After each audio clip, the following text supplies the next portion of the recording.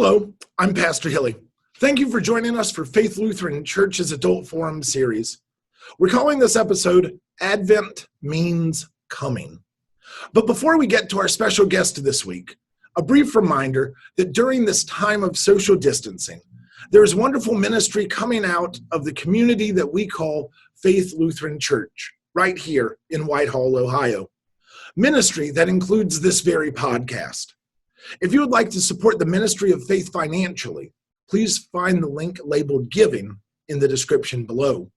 And now, on to our episode. Joining me today is a dear friend, a seminary colleague, and a wonderful pastor, the good Reverend Paul Moody. Reverend Moody, good to see you, my friend. How are you? Hey, doing all right. Thanks for having me on. It's a gift to be together. Always. And there's a little bit of a lag I'm feeling between me down here in Whitehall and you up in the Lyndhurst area, right up in the Cleveland metro area, but we'll get through it. So tell me, how is this socially distant life treating you and the family and all of your people up there? You know, we're making the most of it like anybody, right? We've got our good days and our bad days, and we just try to make our way as best we can. We certainly have had all those questions like any congregation, right? How do we gather safely? How do we do stuff online? How do we function and do the ministries that we know are important for our communities? In some different or new ways. And, thankfully, most of us have been as healthy as can be expected. Just seems like it's changing all the time, right? As soon as we get into a new groove, it's like something else happens. Whether it's COVID or politics or just stuff in the world, right? Stuff in life. And so, all in all, we're making do, and, I don't know. Yeah. COVID life. That's it, man. That's it. So I've titled this podcast episode, Advent Means Coming, which is true. Like that is the etymological history of that word. But boy, is it from the time we're recording this on November, let me check my watch, November 12th, within two and a half weeks, Advent will have came. Like it will be here. How are you feeling about that? Honestly, I was looking through your show notes this morning and I was like, oh yeah, that is 2.5 weeks away. Oh man, it always sneaks up on me. Yeah, always. But it is one of my favorite seasons of our liturgical calendar. I love the balance of waiting, right? Kind of that like looking for God to arrive in the world in a powerful way. But also I love some of the messages that hit us about like really preparing for God's arrival and what it means to be active in waiting. I don't know. I just find that really compelling for the life of faith and for my own kind of interpretation of what that looks like in my life.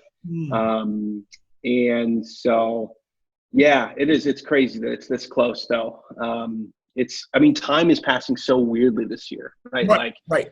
It sometimes it feels like only a few days have gone by since mid-March, and sometimes it feels like years have gone by in just 7 months now, or whatever it is. And so it's hard for me to keep track of things sometimes, and I think Advent has been one of those things this year. So yeah. Another weird part of that, I was talking to a friend yesterday, and the conversation turned into this weird COVID time signature where I always feel both really overwhelmed and like I have nothing to do. Yeah. Yeah. And yeah, no, you're 100%. Yeah. Like it could be 7 years since March, and it could be like yesterday, and I would have no clue. Just none. Ooh. So sir, you serve up at Messiah Lutheran up in Lyndhurst, Ohio, up in the greater Cleveland area. And you've been there a couple years, right? Yeah. A couple years. I think it was 2 summers ago that I started, like in August. Yeah, it's the second congregation I've served. Mhm. And yeah, we're in the east side Cleveland suburbs, kind of middle ring suburbs, where a lot of growth and expansion happened like in the 50s and 60s. Mhm. That's when our current building was built. We were a little farther in the older suburbs previously in an older building, but it's been, 70 years now since then. But yeah, good community. Yeah, grounded in a lot of ways there, right in Lyndhurst is the name of our suburb. Mhm.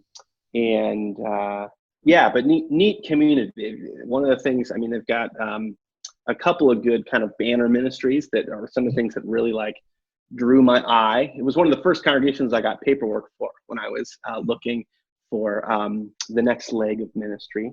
And something always kind of stuck with me, but a couple of things, one of them was they've been really strong stewards of their Sunday school program for children and youth. Yeah. Yeah, it's not a huge program, but it's like something that they always want to invest their resources in, which I think is super cool. Yeah. And then another thing caught my eye was a ministry they do that's actually been on hold for most of COVID, just because it's been hard to be face to face. But they have a ministry with adults with disabilities, Oh, wow. developmental disabilities. Yeah, and gather usually a couple times a month for some music and use your scripture lesson and just fellowship together and like just sharing in life. And I don't know, it seems like that's kind of an underserved demographic in this area, and I'm glad they were able to step up and do it. And hopefully after COVID, we'll be able to continue or find out a better way to do it going forward. So that's been a big piece of the puzzle here. So. Yeah. Oh, absolutely. Absolutely. And so talking about life prior to COVID, if we weren't in this weird socially distant world where we are, what would your Advent preparations look like at Messiah? If it, like what were you doing this time last year to get ready for Advent? Yeah, I mean, we were looking at the what we were going to do for the Christmas pageant, right? Trying to get a script, trying to get the families together. Who's gonna, dress up like the sheep, that sort of thing.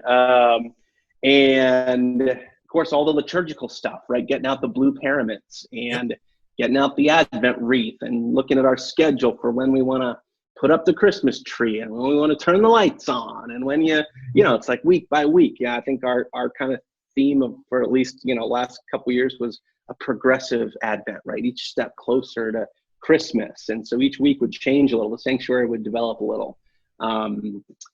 And of course, we're not in the sanctuary right now. So Yep.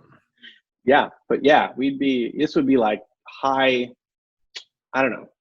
prep time. Yeah.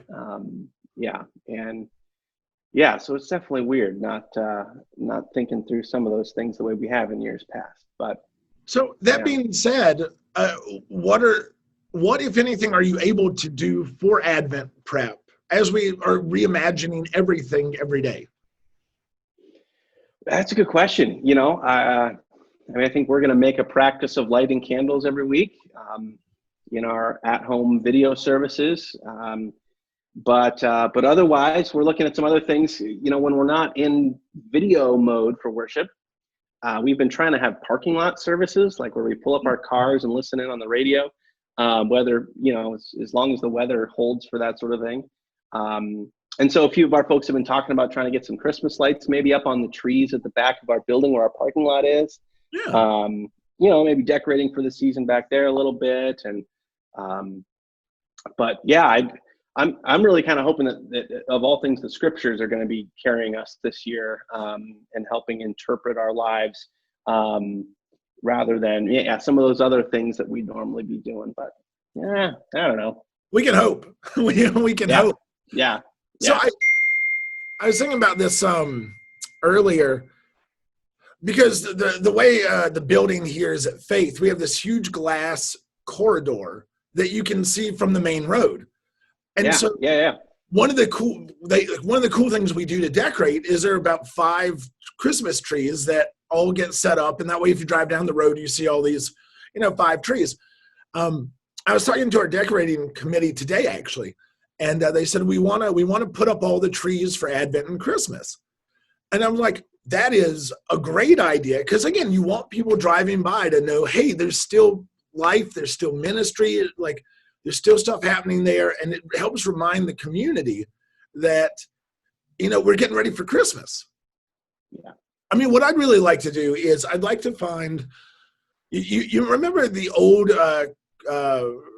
yard decorations from like the 70s and the 80s that were all like 3-inch thick plastic and like 2 foot tall, and the nativity and all that kind of stuff? Yeah. I want to get 3 camels that are full body light up plastic camels and set them in the glass hallway, and each week of Advent move them so they're actually walking to the sanctuary. I love it. Wouldn't that be a great idea? I love it. I looked for camels last year for probably 2-3 months, and I couldn't find I mean, you can find the silhouettes or the framed ones, but I was like, I really want that full body. I want full 2-hump camels. Just full. And so even that, and I think a lot of congregations are going to be in this arena where if you have a Christmas tree and it's in your sanctuary, but there's no windows, then people aren't putting them up. Right. Why would you? Right. But it's those external decorations that, again, like remind the community that this is a special time. It's kind of like being on a Zoom call, right? Like I'm wearing a polo from the waist up and I'm wearing bike shorts underneath, right? Like, welcome to church. We have a really big wreath out in the front, and then you come inside and just nothing. Nothing. You know, you know who's really going to suffer is the companies who make the Christmas tree stands. I think they're gonna be hurting this year. I could be wrong. Oh man. Yeah. No, I love what you're getting at with this idea of reminders of the season, reminders, kind of markers of that holiness or that activity of God that enters the world, you know, that we remember at this time of the year. And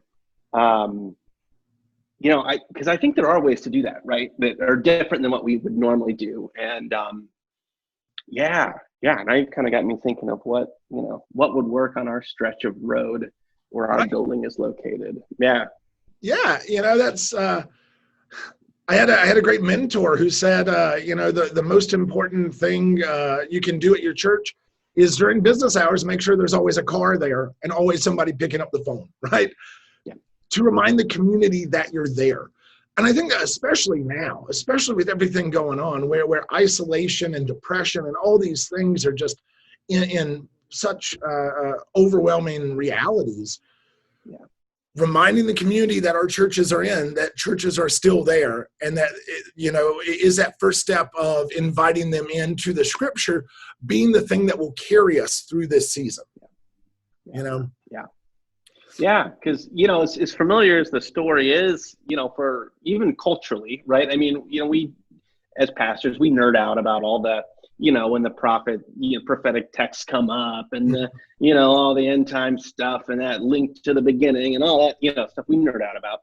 But at least like the familiarity of, you know, the nativity stories and the, like you're saying, the camels, the, you know, and all those like parts and pieces.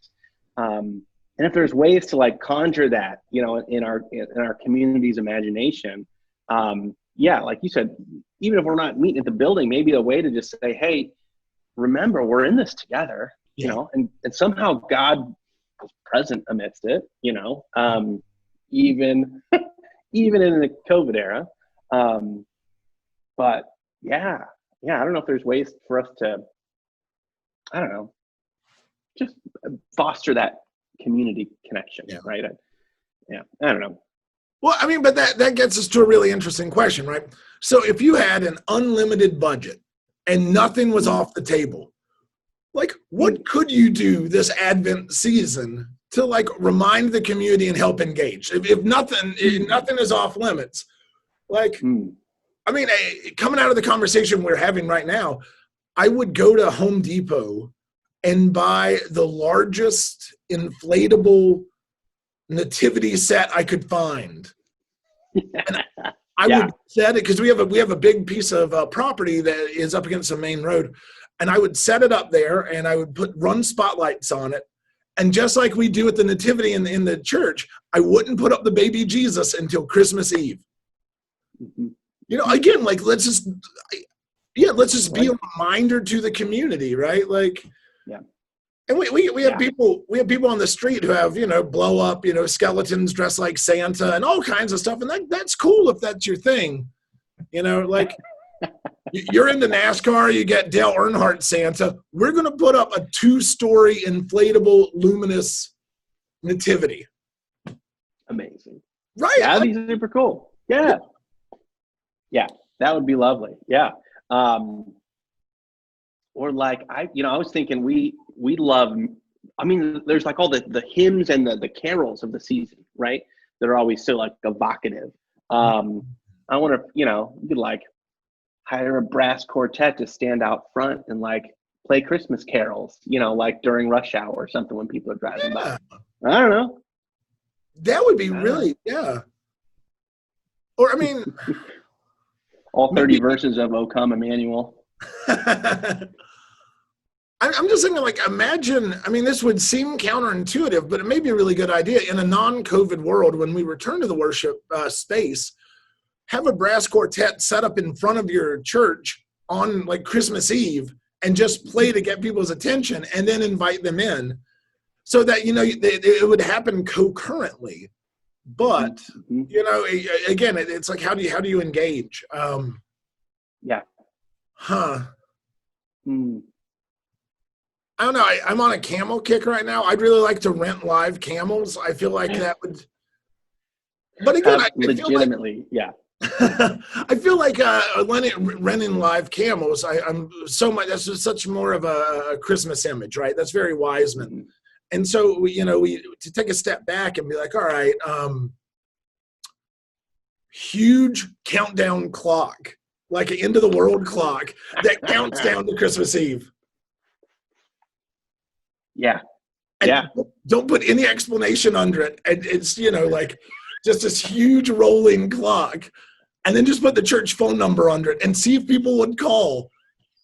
That'd be hilarious. Yeah. So good. Yeah. Because, it would be like, perfectly ominous. Right.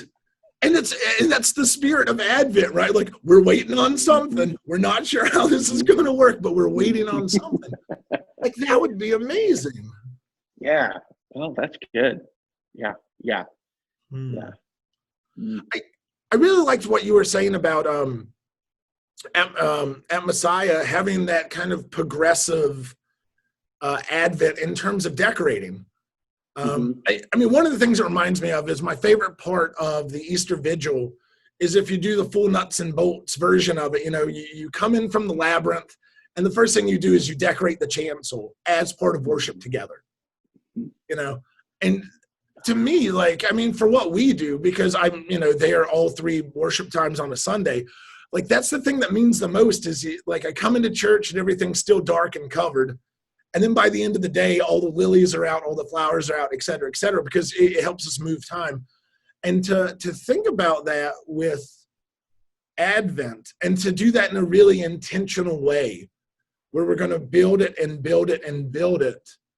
I want to say last year, the closest thing we did to that was I'm trying to remember how I did it. Advent 2, they put up the tree.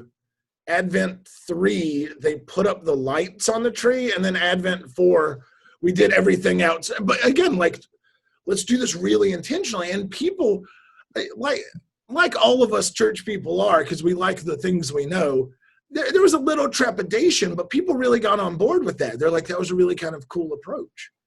Oh, I love that. Yeah. Yeah. So what else? Yeah.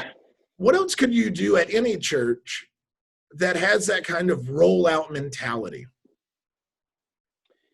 Yeah. I mean, that's the question, right? I think, I think there's a lot of ways to do stuff on our varying contexts, whether it's, building stuff into our online services if we're doing stuff, or maybe something on our website, since that's honestly like if I were to see something weird on a church building I drove by, I'd usually like Google, whatever, St. Mark's, and see like, what their website says.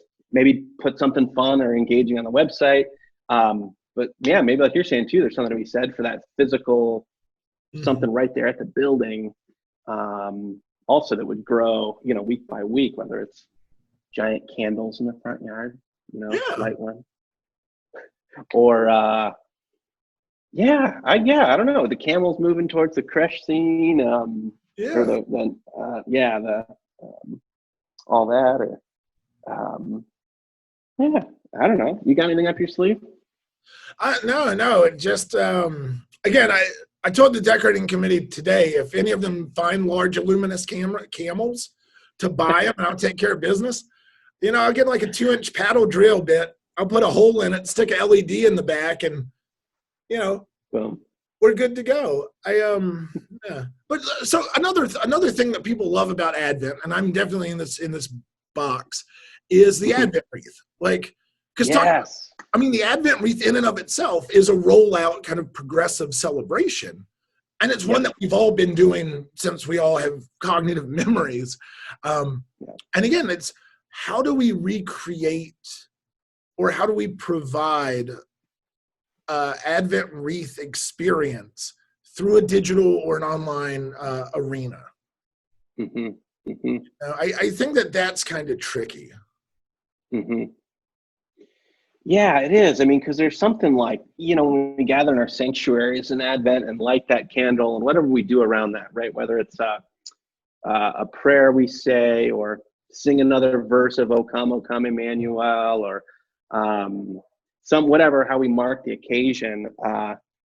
There is a sense of like gathering around that happens in the sanctuary, in our worship spaces, that is really hard to do, via video or around, other places. And one of the things I always try to do or at least I did maybe a little better early in COVID with our video services, was to encourage people to light a candle in their midst at the beginning of their at-home service.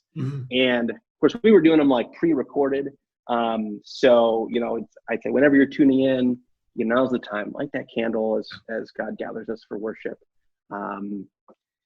So maybe there's something like that, but I don't know. I wonder if there's a better way to do it though. Like you're getting at that sense of really marking time in a really communal way. That allows us to feel like we're connected to something larger than ourselves. I had two ideas. One was, you are one of the contributors on the Worship Companion that we put out, and so thanks for being part of that. So you kind of, you know how that's set up.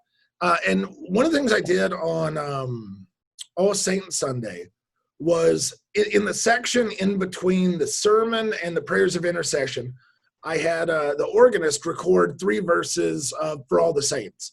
And I did a slideshow over the top of that. And so I gave myself a breather because I get to the end of the sermon, I say amen. I'm on Zoom, I hit screen share. We have like 3 minutes so I can catch my breath and drink water off camera. And then we go back into the prayers of intercession. So one of my goals is I'm going to set up a rig and I'm going to film 4 different videos, all under 2 minutes. And one is going to be the wreath and I light candle 1. And the other one is going to be the wreath with candle 1 lit and I'm going to light candle number 2. And then I'm going to get our musicians to play 4 different hymns for 2 minutes.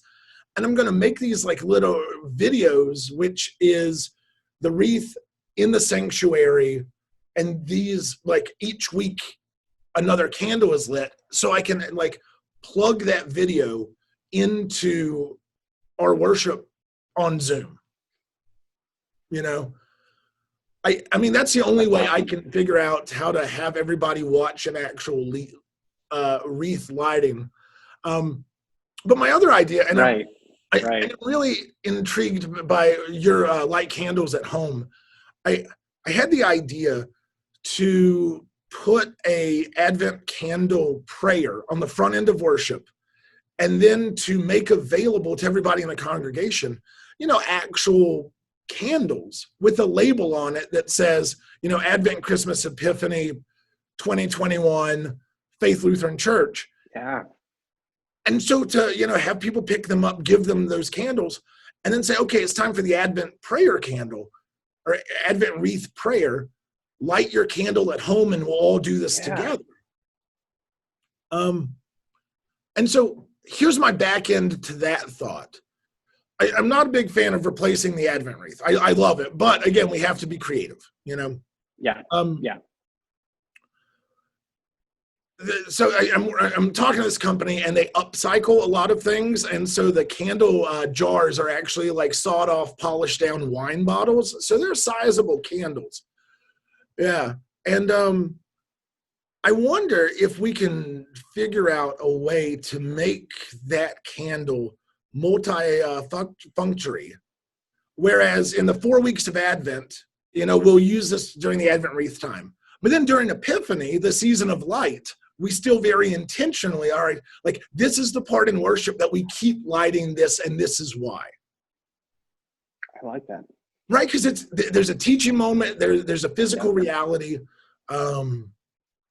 And yeah, I mean, the last time you were in town, you and I had a great conversation about how do we pull parts of worship out of the church and take them to where ministry happens or take them into our homes.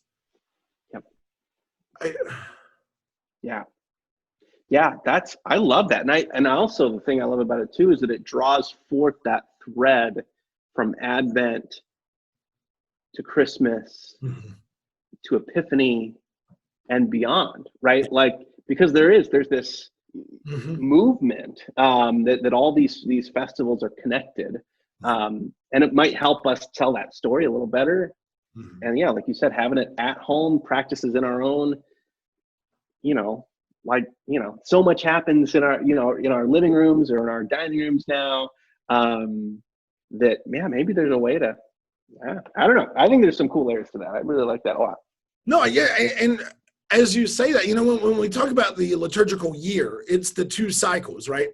So we could light that candle for everything on this side of Transfiguration Sunday. Yeah. Like that's what we're doing. Like after Transfiguration Sunday, then it gets a little darker because we're going headlong into Lent. And again, I think anytime that we create something or like try to forge a new tradition or a new reality, one of the benefits of what we do is that everything is a teaching moment. And so it allows us to tie all these things, tie them together, which I think is, and plus Lutherans love lighting candles. They'll never admit that in front of a Catholic, but man, we love lighting candles. True. Yeah. And there's something too about like just naming that like a holy time, right? When you like just set aside, like worship only happens for this amount of time. We're in this together. And if there's something that kind of marks that occasion, like lighting a candle, all of a sudden it's like, oh yeah, this is holy time together. Rather than just something that we do because whatever, right? Yeah. I don't know. Yeah, I like it. Yeah. I mean, that's so true. The way that, and I think that this is on a bigger picture, this has been one of the really hard things about COVID time, right? Like I read somewhere that Kohl's department store, their sale of pants has just plummeted. Because again, everybody's like, nobody knows what anybody's wearing under their waist level because we're all seated. And so we don't have the same cultural daily touchstones of I'm going to wake up, I'm going to put on a tie, I'm going to go to the office, and so all of our days just kind of blend together. And so I think anything that we can do to give those daily time passages kind of a backbone, like that's why I started running. I mean, I lived for a decade next to a church in parsonages, and I'd wake up, I'd work and eat my, Captain Crunch. I'd walk across the parking lot. I'd work for 7 hours. I'd walk back home, eat more Captain Crunch, and keep on working. Like that was just kind of it. And I started running as a way to tell my body, to tell my mind, like, no, I got to get home. I got to change clothes. I got to do a thing. And so again, to take a candle lighting, which is definitely a thing that happens in church, pull it out of that church. Yeah, no, that's a really really good idea. Yeah. But speaking about pulling things out of church, and you've already mentioned this, Christmas pageants. What are we doing? That's great. I've really been. That's one of the big puzzles in my mind of what that looks like, or how to. Because what's the function of that in the life of the church first, right? As a baseline, Right. How does that function in the life of the church in like a regular year? Right. I don't know. I mean, I think part of it is the storytelling, right? But I think part of it is like the community building that happens when you're, reading your lines and dressing up in these, outfits and stuff like that. So yeah, storytelling, community building, proclamation, right, of God's presence too. Maybe there's a little bit of that in there if we're thinking theologically about that. But I don't know. Am I missing anything? Why else would we do that in a normal year? Yeah, I mean, all those things, community building, like evangelism. I had kids every year who would show up for the pageant, and that was it. There you go. That was it, right? That was it. Yeah. And again, like one line under community building is youth group building, but it's running the lines. It's you putting in the hours. Yeah. I think that those are the big thing. And, letting parents go home with a photo or a snapshot on their phone of their kid dressed up like a donkey. I mean, we're promoting goodwill there in a different way. Absolutely. Yeah. So if we were to try to kind of do something similar that meets at least some of those as we're able, at a safe distance, what might that look like? And I don't know, I recently did a webinar for the Southern Ohio Synod specifically about writing Christmas pageants during COVID, right? So this is kind of my wheelhouse in a big way. And people always say, what is it? What's the phrase? Function dictates form. But I've always thought of things backwards. I'm like, give me the form, and then I'll figure out how to play in that sandbox, right? Yeah. And so for me, one of the thoughts was, all right, if we're not in person and we can't be in person, and our driving narrative, or if our driving reality is we have to figure out some way to record this and build this, then what are the scenarios that would allow this to happen? Yeah. And I don't know. I mean, I had a couple ideas. One of them was, Mary's in labor and she sends Joseph to the store to get milk. And so you could literally film this whole thing on Zoom in a call just like this one, where it starts off with Mary's box and, she kind of looks at it like, it's essentially just pretending it's cell phones, right? So she looks at the camera and goes, come on, Joseph, pick up. And then Joseph pops on like where you are, right? And then they have, the funny conversation of what kind of milk do you want? Like sheep's milk, goat milk, yada, yada, yada. And then randomly you could have another box pop up and it would be one of the three wise men. And the wise men are all lost, right? And they keep like jumping on the call to go, oh, well, where are you? Like we're on 5th Street. Oh, 5th Avenue. Oh, like that sort of thing. And I think that the creme de la creme on that is every time Mary would say, Lord, help me, you have somebody as an angel pop on the call and be like, yes. Oh my, that's awesome. And so there's your situation, right? Like, so, and then you tell the whole story through this really kind of abstract way. And anybody who has a smartphone can record the video, or any congregation who has Zoom has the ability to, like we're doing right now, you hit record, you tell everybody this is when we're going to do it. I mean, if you have people who are really good at editing and know how to use, like a Final Cut and iMovie and stuff, you could have everybody record their parts on their cell phones, send you all the clips, and put that whole thing together. Yeah. Yeah. Yeah. I love it. And I love that idea of the playfulness that of coming at it with this sense of like, you take this story and we can adapt it. We can be a little liberal with it in a way that is lighthearted, but also connects us. And that's good. I always think that, all right, it's a Christmas pageant. As long as kids are in costumes and I end up at the manger, I can pretty much do whatever I want. You know what I mean? Like, it's a good recipe. Yeah. It really is. As long as I don't screw the pooch too bad here, right? Like, we're doing this, and so I always write in jokes that have no place in any pageant. But at a certain point, as the writer, I'm like, all right, I want to keep me entertained. And yes, I want to make sure that, like, if so-and-so's uncle is watching the Christmas pageant and he's like, oh, I'll watch it because my niece is in it. Like, I want there to be something for him or her too. I always want that pitch. And I think that if we write about our own story, or if we write from our own story into the pageant, right, it makes it a much more real touchstone that people can engage with, Yeah. My second year in Connecticut, we had a huge ice storm and there was a 14-day power outage and all that kind of stuff. And so the Christmas pageant that year was based on these kids were having a sleepover and there was an ice storm and a power outage.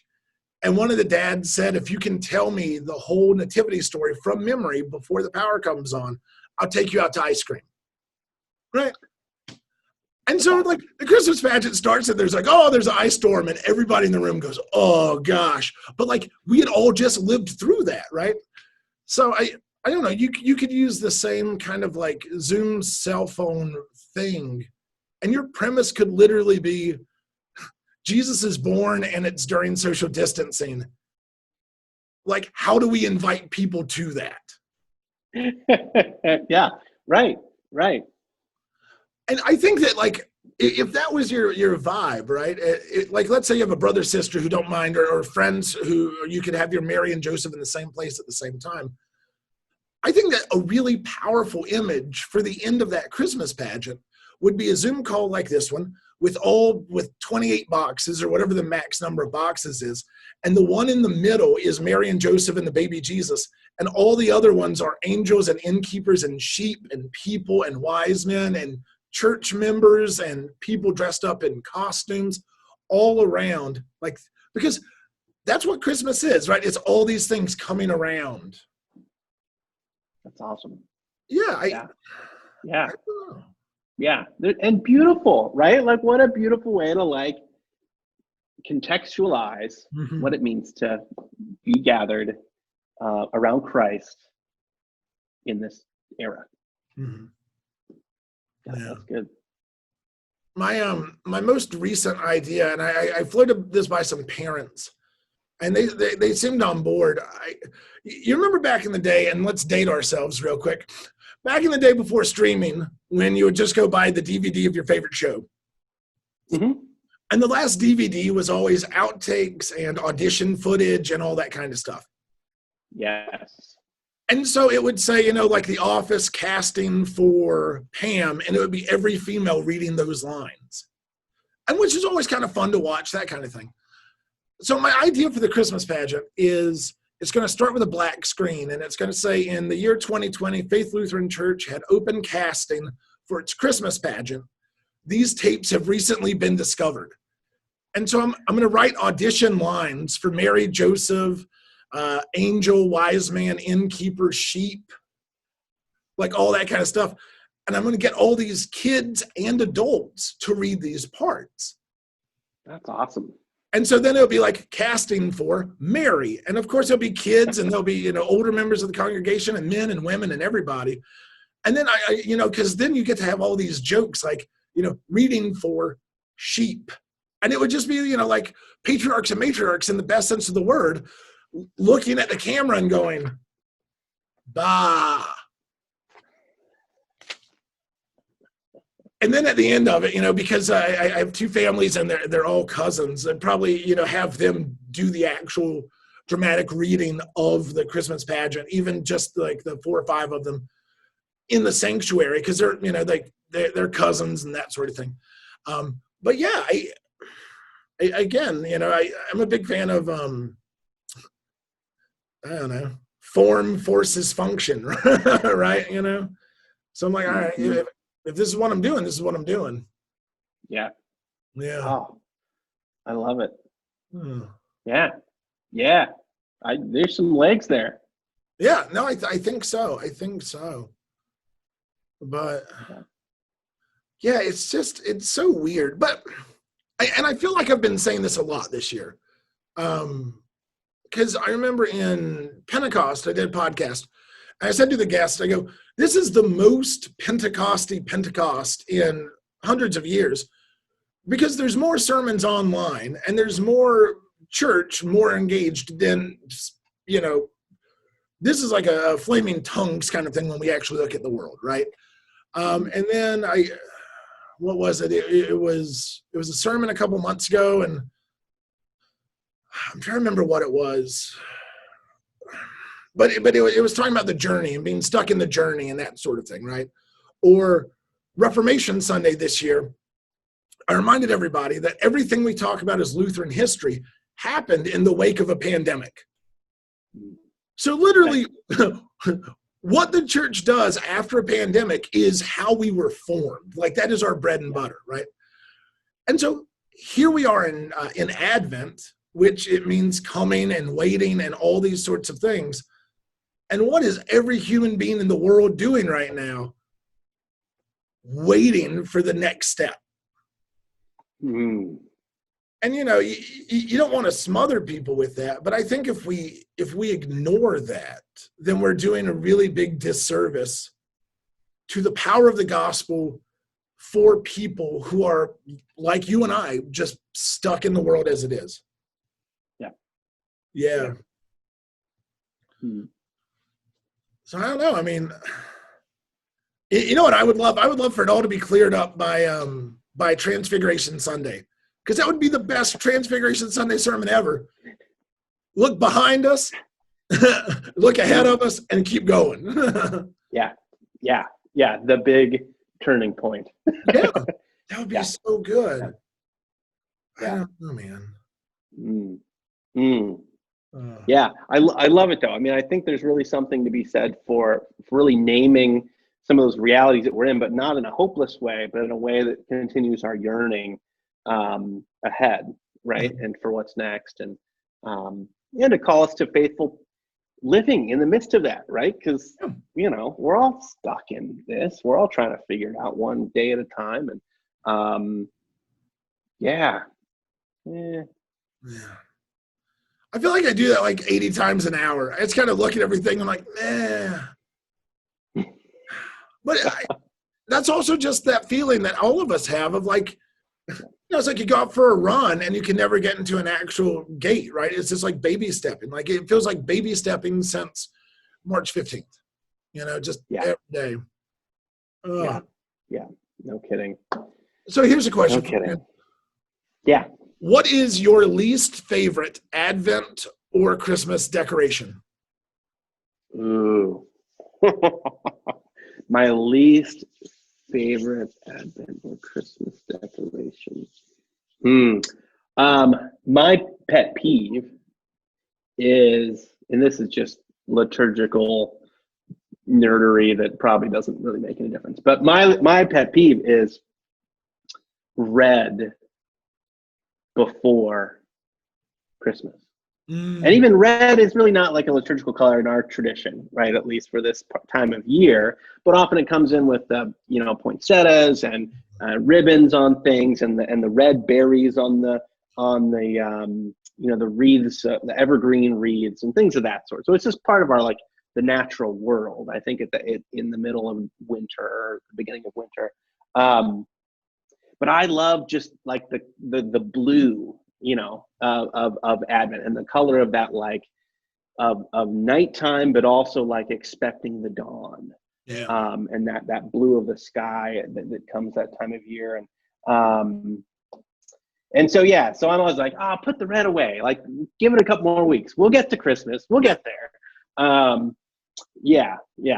I don't know. What about you? Do you have one thing that you just can't stand to be pulled out before?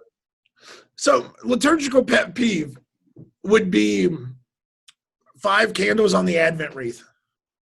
Oh. Kills me every time. Can't stand it. Yeah. So like the 4 blue ones or purple ones, or 3 and 1 pink one, or whatever that you've got. But then like the like Christ candle, or what do they call it? The middle one. Yeah, like they made it up in the 80s. I'm pretty sure that was a C.M. Almy thing, right? I mean, on a simple reality, if it is your Advent wreath, then it is a decoration for Advent, and it should not be out for Christmas, which is a different season. Right. I mean, that's really what it really boils down to, just on a simple level. On the other level, I want to say it was the late 70s, early 80s. C.M. Almy, I want to say, was the company who started making that big, goofy white candle to stick in the middle. Right. Yeah. Right. They did that so they could sell big, goofy white candles at 300% markup and call it the Christ candle. Because again, your Advent wreath shouldn't be out on Christmas because it's a different season. Right. You've already lit all the candles. Yeah. You've made your way through Advent. Yeah, you're done. And the other part of that is I ran into congregations that would like stick their Paschal candle in the middle of the Advent wreath. And I'm like, unless there's a baptism or a funeral, like, what are you doing here? Like,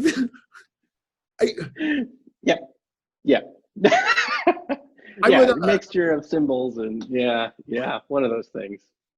Well, I used to always tell confirmation kids, I'm like, look, here's the thing. I go, I will randomly ask you at any given time, when are the 3 times to light the Paschal candle? And if I ask you randomly and you get it right every time I ask you, on the last day, I will bring you a cake. And nobody ever got it wrong. And I was like, hey, if you know that the 3 times you light it are Easter, the season, baptisms, and funerals, I was like, you're smarter than half the people I graduated seminary with. Like,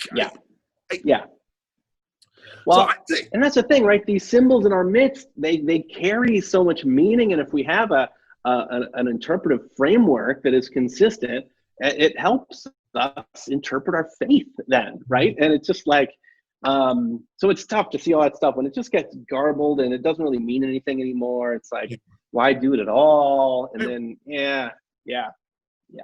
Well, I think that's what we do, right? That's what we do as leaders is we go in, especially congregation. I mean, you've been there 2-3 years. I'm coming up on a 2-year anniversary in May. To go into a church and be like, okay, with knowing what we know about the history and the symbols, to ask the question, why? And then try not to shudder too much if the answer is always, well, we've always done it that way. Right. Because even if the answer is we've always done it that way, that still gives us a teaching moment. Whether it's to correct a behavior or to complement a behavior, we can do both. Yeah. But I would say my least favorite decoration, and this isn't liturgical, this is not in the church, is the snow globe that has Santa bowing at the manger. Oh yeah. It drives me nuts. It drives me nuts. That's a wild hybrid of lots of things. A dear friend of mine would say, and he made this argument to me every Christmas, he goes, learning about Santa is a lot of children's first understanding and interaction with the idea of faith, because they believe in Santa so much. So the way you handle Santa in your household could set a really good foundation or a really sketchy one for how faith is engaged with, based on the back end of that. Like, no spoiler alerts, but based on the back end of that, right? Right. But that being said, it just kind of feels weird to me. Like, it would be like a snow globe of Abraham Lincoln and Puff the Magic Dragon. Like, I'm just saying, they carry different weight. They're right. They're different contexts, different stories. Yeah, man. Yeah, and every time. Like, there was a guy on my street last year who had the big yard ornament, and it was the inflatable snow globe, and it had the Santa Jesus thing in it. I just can't do it. I'm like, I'm gonna take another way to work. That's it. I'm driving on a different road. I just can't interact with that on a regular basis. Yeah. Yeah. Well, I feel like there's also that part of the Christmas thing where kind of the culture wars of who has true ownership of Christmas, right? And that always can get so ugly, and it's hard. It's hard, and sometimes to be generous with saying, yeah, some of us have different interpretations or different things for different reasons, but have a good foundation to say, this is how we celebrate it, in our tradition, our way of thinking, and this is why. And but I hear you. It's like it's so hard to be around that like argument of like, but we do Christmas the best way, and and it's like, and there's that thing of like, stealing Christmas back, or all that like language of who's got the power. It's like, I don't know. I don't need to go around the block on that too many times, but to say there's a holiness in this season, right? And there's some ways we observe that are really healthy and good. Yeah. And then there's some ways that really get us like, why are we sitting around as a family arguing about, X, Y, Z, which always seems to happen around the holidays. But yeah. As you said that, I had this thought. I mean, with Advent right around the corner, Advent is coming. Does the social distant reality and the lack of interior decorations and all this, is this kind of, if we think about it, a hard reset that allows us to shake off positive things, negative things? I mean, you don't want to shake off positive things, but to reimagine, because this way, next Advent, next Christmas 2021, no one's going to say, oh, well, last year we did it this way, because hopefully we'll be back in the sanctuary. Yeah. No, I think there's something to that. I think there's really something to the sense of this is an opportunity to try some new things, right? Maybe do things a little differently, maybe pay homage to some of the ways things have been done in the past, right? But to reinterpret them and to really, I think what you're saying is get at the really meaning of why are we doing any of this anyway? And if the symbols we have had before aren't serving us or the practices we've been doing before haven't really been serving us in a helpful way, let's try something new.